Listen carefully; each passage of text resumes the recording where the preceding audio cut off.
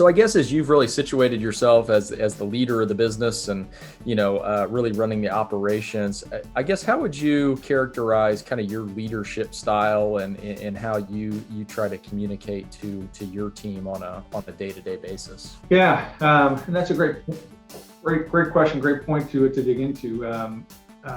The leadership style I adopted early on, and it's become a little more mainstream in the last few decades or so, is the style called servant leadership, which is taking your team, identifying their needs, and figuring out, after you've cast a vision, after you put the right metrics in place for the individual managers you're working with, how do I come behind you and support you? How do I guide you? How do I help you succeed? And I've not always experienced that in the past with places I've been. A lot of places are sink or swim.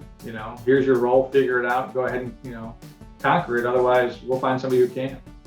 I've always tried to be the type of leader, and hopefully have been to some degree, where my team feels supported, that I'm on their side, and I'm here to help them grow and succeed. And I think at the end of the day, leaders and managers, that's really our role. It's how we build people and help them be successful.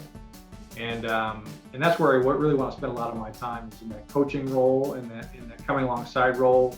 The concepts that Nexstar teaches, I know a lot of organizations practice of regular one-on-one meetings, forces that activity for me, which is really good.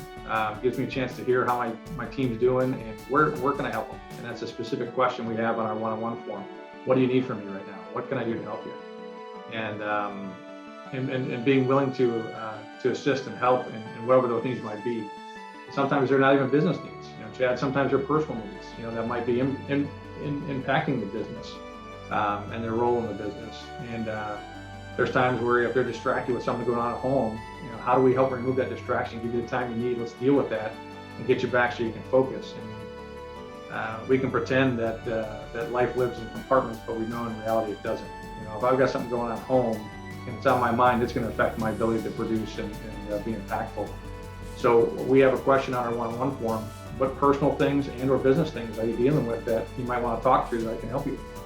And there's times where we've given some people some time off, or cut their hours, or reduce some things, and say, let's get this nailed and get this out of the way so you can get clarity of mind. Because ultimately, in the long term, I think that pays bigger dividends to the company.